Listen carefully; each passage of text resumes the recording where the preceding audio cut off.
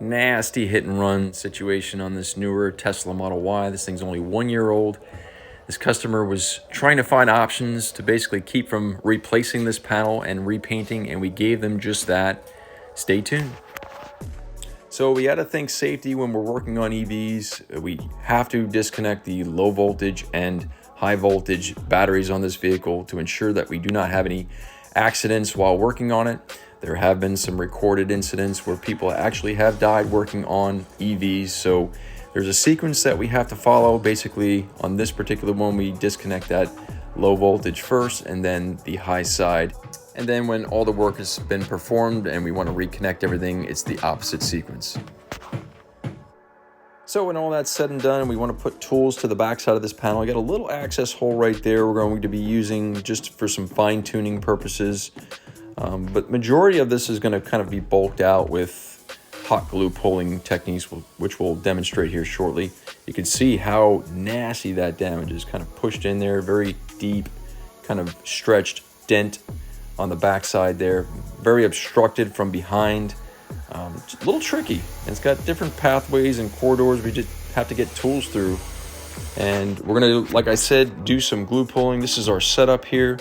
And you can see with the glue pulling allows us to really kind of open this thing up and get to the center and pull a lot of the meat of the damage. You just saw that metal movement right there. And we're just, like I said, bulking this dent out so we can get it to a more manageable state and get tools in behind the panel. You can see, if you look closely where that arrow is, you can see the metal just kind of slowly walking out, and it looks ugly.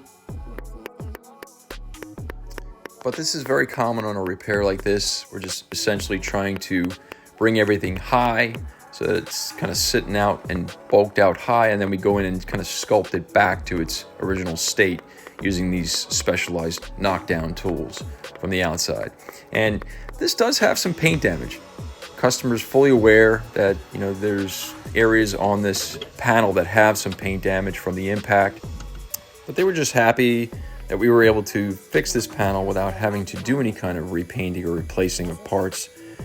The plan was to basically have the customer purchase the actual Tesla touch-up paint for this vehicle and bring it to me so I can apply it after the dent is repaired, and then I could polish out any kind of paint transfer scuffs from the other vehicle that were left on the vehicle, to try to just avoid the whole repainting process altogether.